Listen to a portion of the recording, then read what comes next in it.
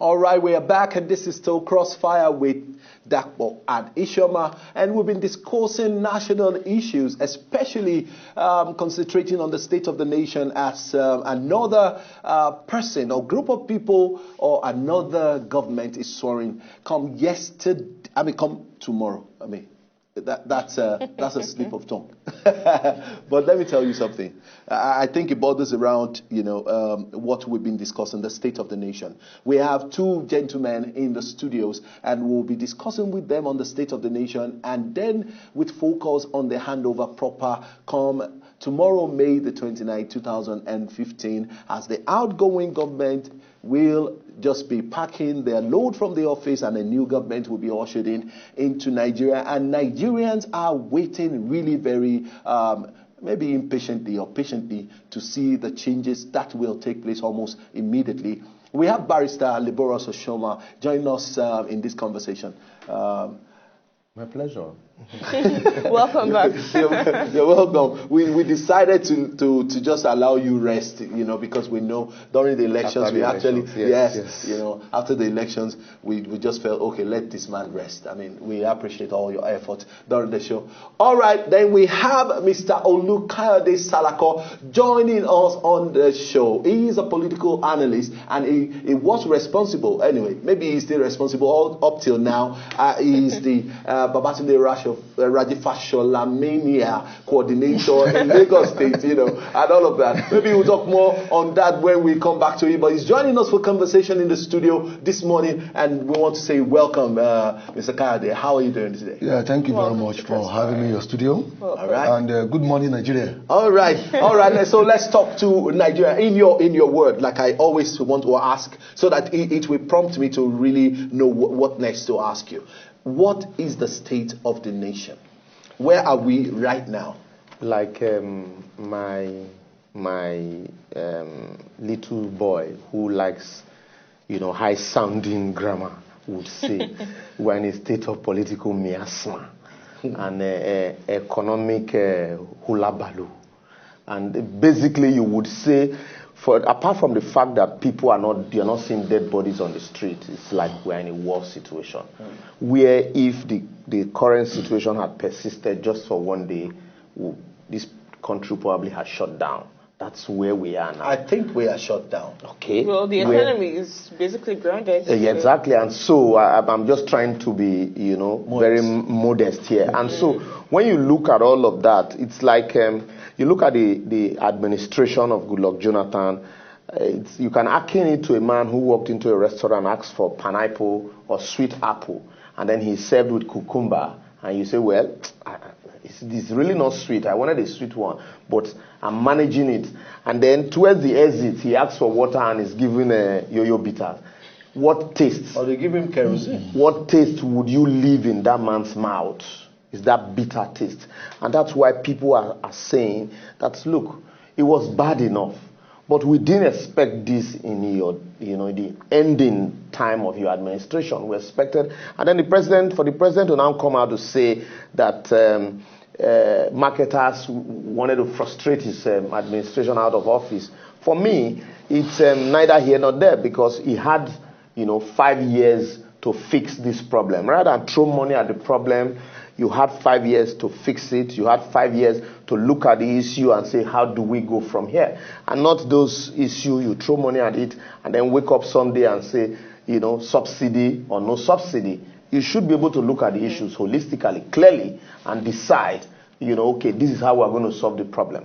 But now it comes, confronting you, and then you're blaming somebody. Do you think President Goodluck Jonathan was actually in control of this economy? This was the first administration where we saw a president say, okay, this is the minister in charge of the economy.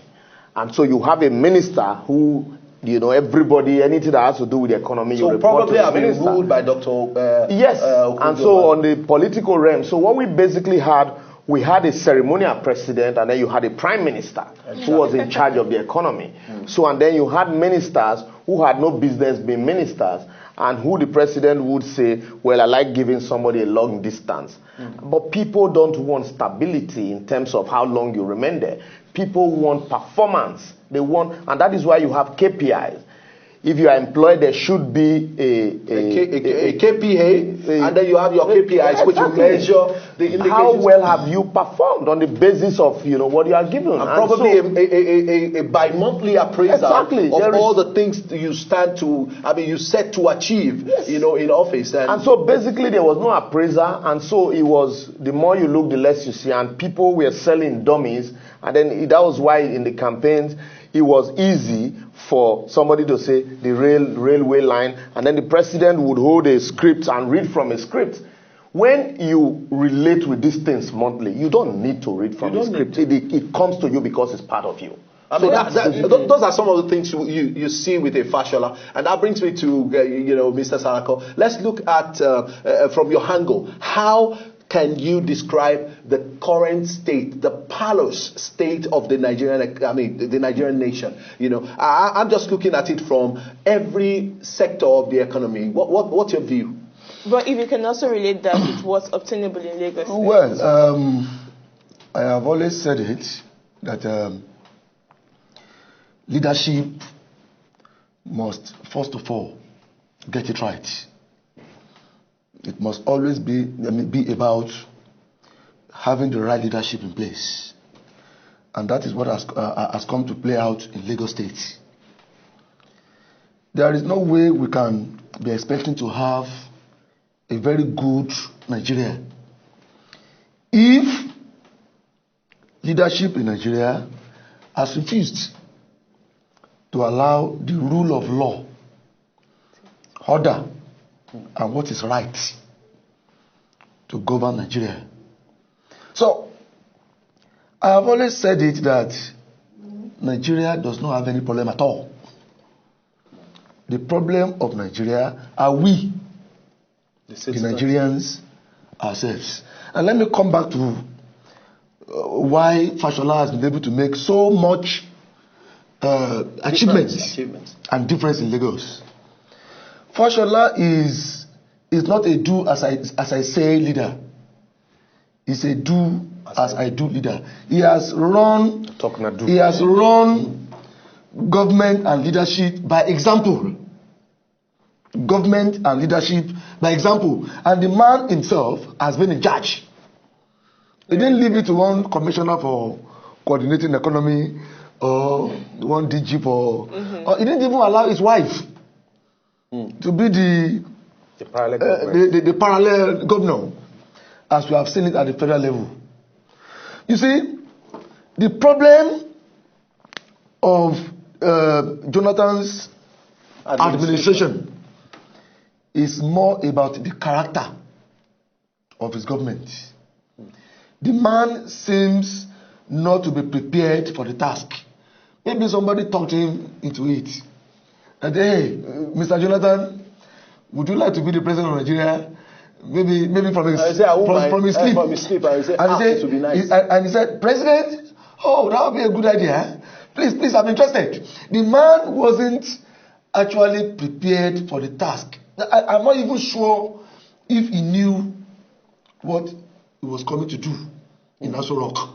So that is why he could seemingly hand over the life of his administration to the so-called 5 women. The 5 women, as Ambassador had described it. So, until we have leadership that knows what it takes to govern Nigeria, until we have leadership that can always allow the rule of law to govern Nigeria, then the country can stop being in this type of frustration. Okay. What Jonathan's administration is giving Nigeria is one, confusion. A lot of Nigerians are confused right now. We don't even know whether we should go back or we should continue from where we are, or move forward. In fact, the future is not sure. A lot of people are afraid because of what Jonathan has done. Some people are now beginning to ask this question: if Buhari will be able to take it from where it correct is. some of these Because it's so bad. honestly. Now, Well, let me quickly say this. Hold on. Let me Wait, quickly I say want this. to say something. Okay. Buhari saw all of this enormity. He saw all. Yeah. He knew how bad it was before he heard himself out to say, look, I will do it. And so nobody should make excuse for him. That's my point. I have Okay. a question, please. Now, there's this common phrase that says the people get the kind of leaders they deserve. Yes. Now, could it also be that the failure of the Jonathan administration was because Nigerians also allowed him, because one, they slept on their rights, and we had people who were more interested in money politics. What could we have done, Isioma? What could we have done as Nigerians? Without speaking out Wait, on their wait, I understand let me your answer position, that but what question. would we have done as Nigerians? No, What would we have done as Nigerians? I think I that's agree with huge. you, I disagree. I think that is let me huge. finish my point. Yeah, before you disagree. it's a good point, but wait, okay, allow me. make your point. He talked about leadership. Fantastic. Go check Fashola's track record back to his early days in primary school, secondary school. As a matter of fact, he was my senior in secondary university. school. You would notice these traits of leading by example. I will do it. And that was consistent. I will do it, and then you will now follow. I will show you how to do it. But in Nigeria, we only remember the few days to election. And so if you want to run for an office now, the next thing you do, few months to election, start distributing bags of rice, sewing machines, So much Okadas, infrastructure. and all of that. And then those are what people will remember. Nobody will ask, what are his leadership qualities? Where is he coming from?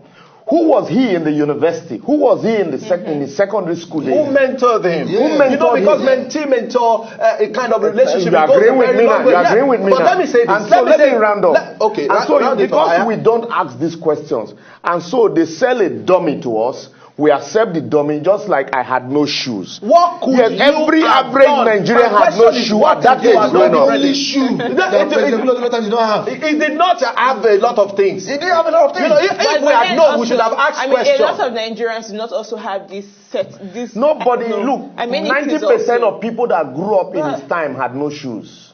Oh, like seriously? Yes. Like seriously. But let me Because say this. then- Let me say that where we got it wrong. Except you grew up in the GROAs. I can tell you also that in your primary school days, Yes.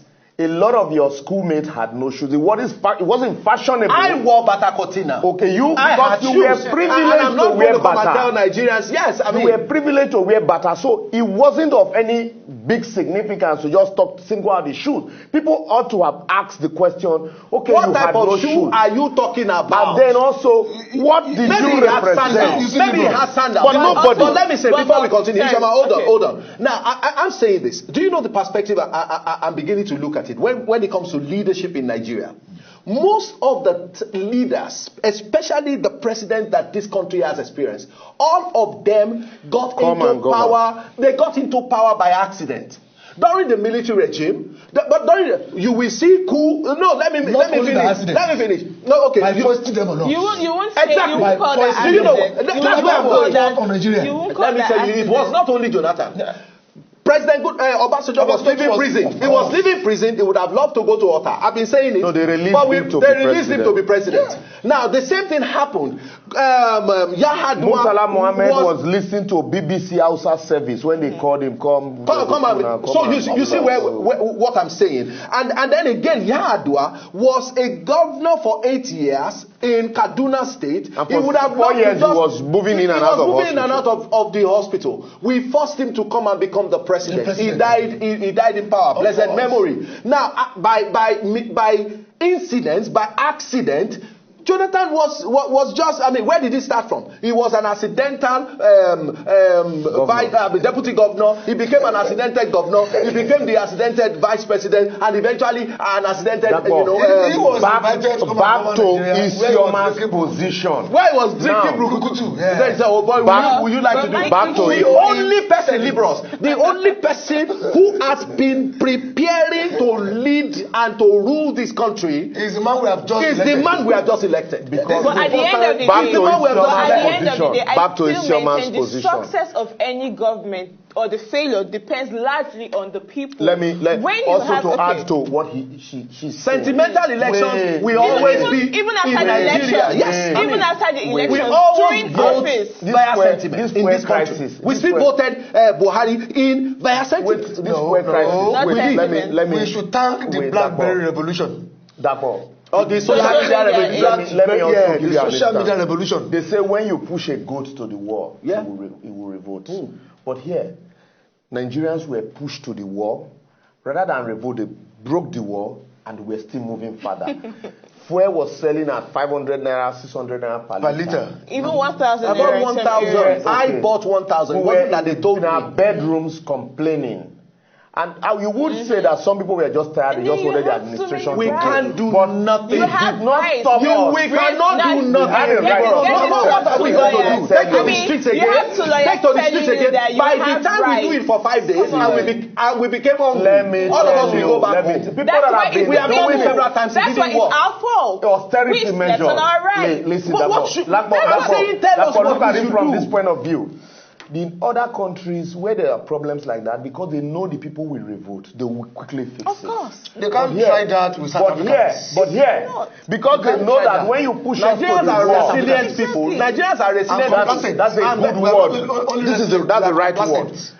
You use a good word to decorate resilience. This ethnically is the right word. sentimental. Exactly. And so, Ethnically, when you it gets to consider that ethnicity. level, rather than do You know? something, we won't do something. And so, what the government will do, they say, we know these people, they won't do anything. They won't complain. Let's So, keep it when a few complain, like you and I, just throw ethnicity into the arena and look for one Or other thing to put religion. there. Religion. And then And let them start fighting over that. everybody will For a fight period over of it. time. Before you know it, Yeah. they will look for a quick fix for that problem. That's what And we do. then Quick we'll- fixes. Then That's what we do as Press Nigerian singers. people. Quick fixes. Press Do you know singers how will much now we have begin to- adjusted to the petrol scarcity? Of course. We adjusted very fast. Praise People have singers will now gathered begin wood. to tell Some you people have that- bought charcoal. Some people were using kerosene stove. We've adopted When in foreign and nations, adapted. the people will take to the streets peacefully. The people will file actions against the government peacefully to restraining them In fact, from anyway, such we're more negative informed now. activity. In the Western Come on. world, Yes, the sir. federal government would have been sued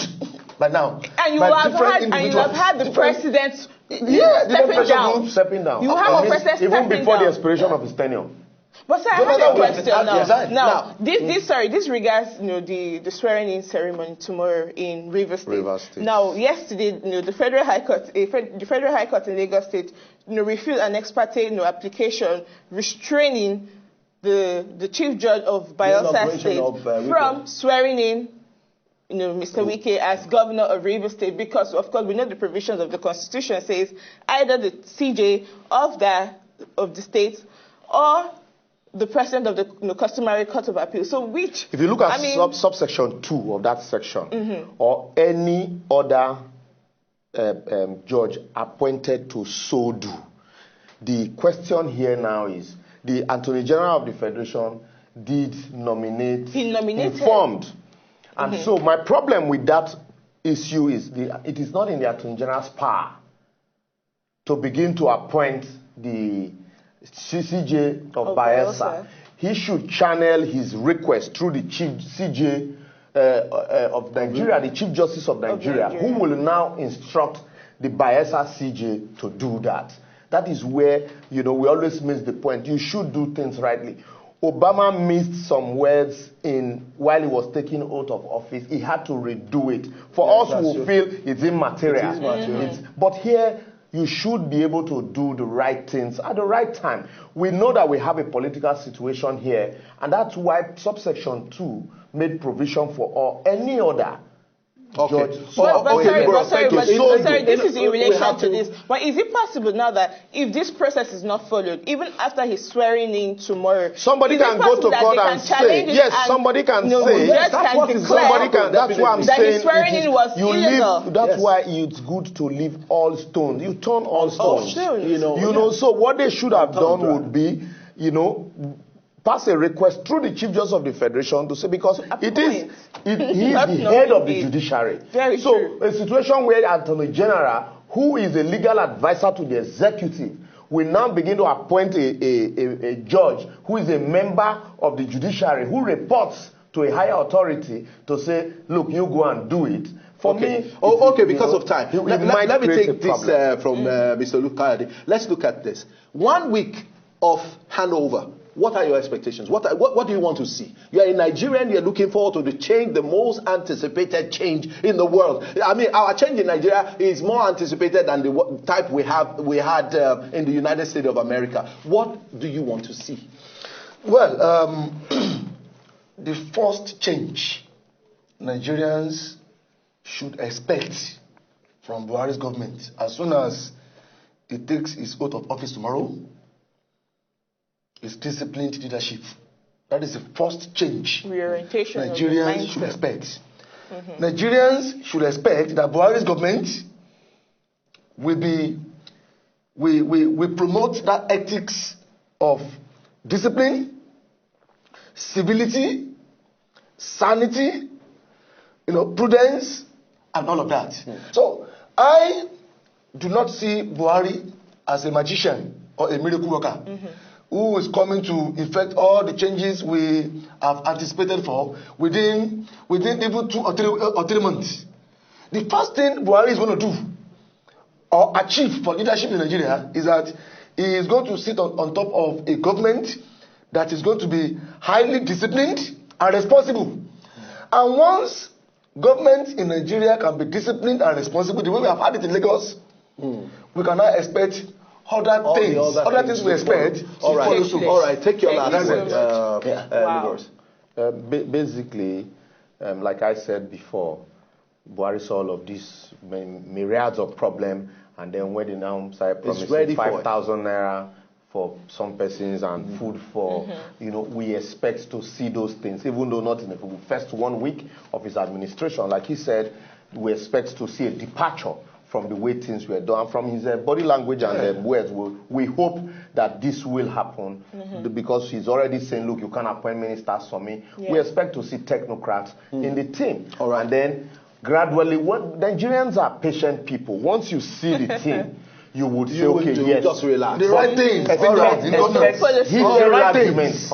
I'm looking forward. I wish that we had time, one way or the other. I mean, everything is just affecting every other thing. But we're continuing tomorrow, since tomorrow is inauguration. Tomorrow is the inauguration, so we will be having a lot of guests in the studio joining us to just take a ride as we witness the inauguration and the handover proper as President-elect Yar'Adua, take the oath of office. All right, join us tomorrow morning for another very interesting episode. We will be here and we believe that you will be joining us. Thank you and bye for now.